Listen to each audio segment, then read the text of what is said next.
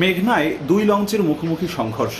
দুমড়ে মুচড়ে যাওয়া লঞ্চের সামনের অংশ দেখে বোঝা যাচ্ছে দুর্ঘটনার ভয়াবহতা। তবে ভাগ্যক্রমে বেঁচে যান যাত্রীরা।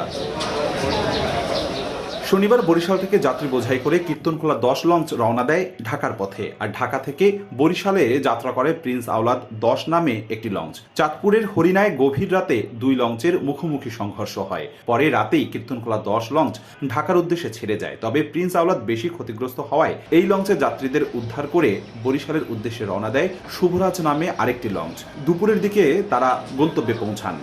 পুরো ভাঙ্গের নিচে ডাইপে গেছে, একটা বাচ্চার একটু মাথা ফাইটে গেছে গা। এরা বলতেছিল এদের মেইন লাইট নষ্ট হয়ে গেছে। তারপর পরে বলতেছে যে মেইন যে রাডারটা এটা সমস্যা হয়েছে। নৌ পরিবহন অধিদপ্তর যেন যাত্রীদের সুরক্ষার জন্য আরো বেশি উদ্যোগ নেয়। নদীবন্দর কর্মকর্তা জানান, মেঘনা নদীতে ঘন কুয়াশার কারণেই এ দুর্ঘটনা ঘটে। এতে উভয় লঞ্চের সামনের অংশ ক্ষতিগ্রস্ত হলেও কেউ নিহত হননি। আহত হয়েছেন কয়েকজন। আর্নির কিছু অংশ ক্ষতিগ্রস্ত হয়, তবে যাত্রীদের কোনো ক্ষয়ক্ষতি হয় নাই। এ ঘটনায় উভয় লঞ্চের 4 জনকে কারণ দর্শানোর নোটিশ দিয়েছে বিআইডব্লিউটিএ। অপূর্ব অপু, সময় সংবাদ, বরিশাল।